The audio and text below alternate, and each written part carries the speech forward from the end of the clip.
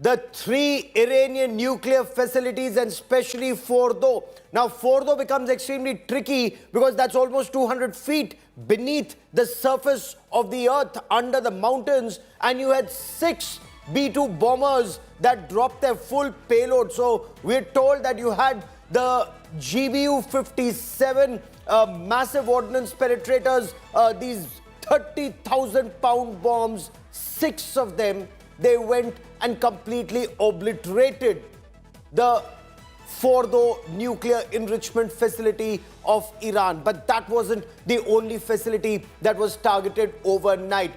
American reports seem to indicate that you had 30 Tomahawk cruise missiles that were fired both at Isfahan and at Natanz. So the three major nuclear enrichment facilities, the uranium enrichment facilities, they were taken down.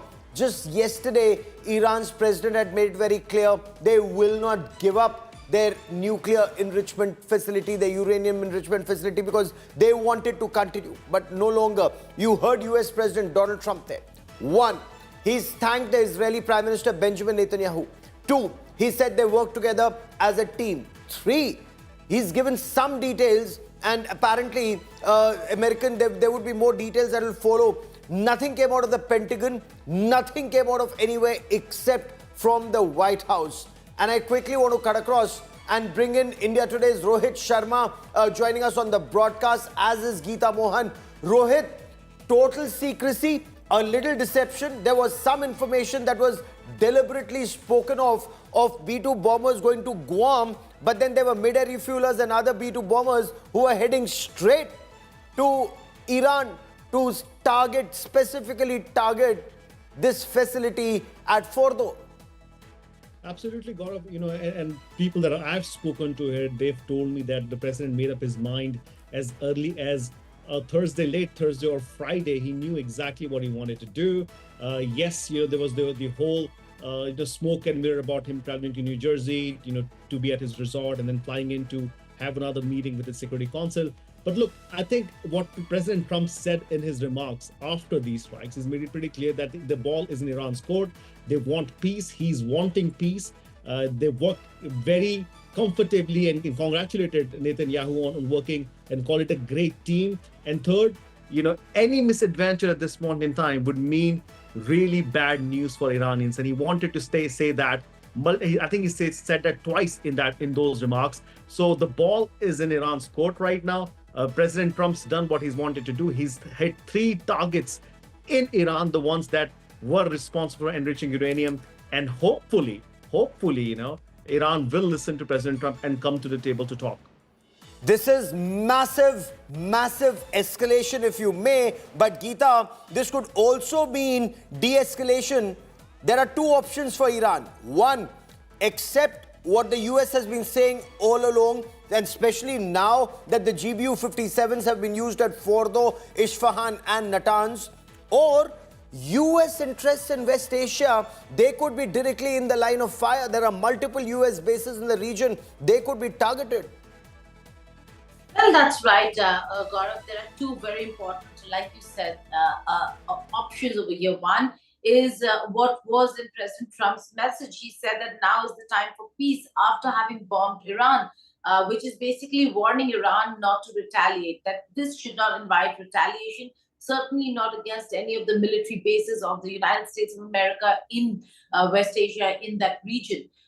Secondly, should there be retaliation? Should Iran look at this? Because this, Iran has already said, is America directly now getting involved in the Israel-Iran war. So with America involved now, should there be retaliation?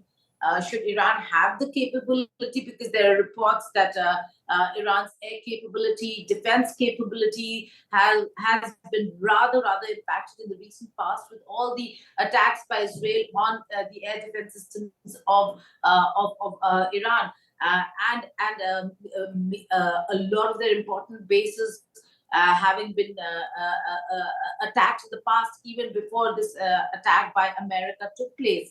So do they have the capability to really take on American bases in the region is the big question. So the message by President Trump in his tweet or his social media post on Truth Social, and then later he tweeted it out as well on X, is very clear that this is what America has done. These are the 3 nuclear sites.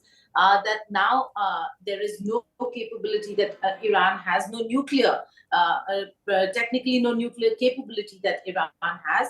But this also should mean now that now is the time for peace. So, And Anjali, there's been a massive response even from Iran saying that this is one, escalation, two, a violation of international laws, because Iran insists it was complying with all IAEA norms, guidelines, rules, and yet a civilian nuclear facility, a declared civilian nuclear installation, was targeted, militarily targeted by the United States of America. This is the US now being accused of war crimes. absolutely. If that question is to me, Gaurav, these are massive accusations that are coming Trump's way. There are concerns that will, after this official statement, we were waiting for the official statement. We should be tossing to the statement as well, Gaurav. A very significant one at that, where he's saying that one, the machines, the bombers that we use. Secondly, the fact that he spoke about the 3 specific nuclear sites. Thirdly, the fact that Netanyahu was informed in advance.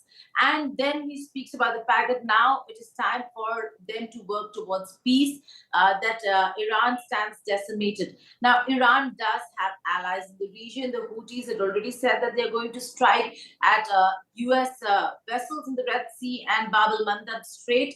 But more important than that is the fact that whether if American bases and forces in the region are safe or not. Now, after the official statement of President Trump, there is going to be a lot of reaction that is going to come from various quarters, because this attack took place, Gaurav, even as Europe is engaged and is holding those nuclear talks with Iran in Geneva. So you have Europe having its own process that's underway, Trump going his own way, having informed Netanyahu in advance. But this is officially America entering the Israel-Iran war. So is it escalation? Yes. But does Iran have the capability to respond to this kind of escalation is something we'll have to wait and see.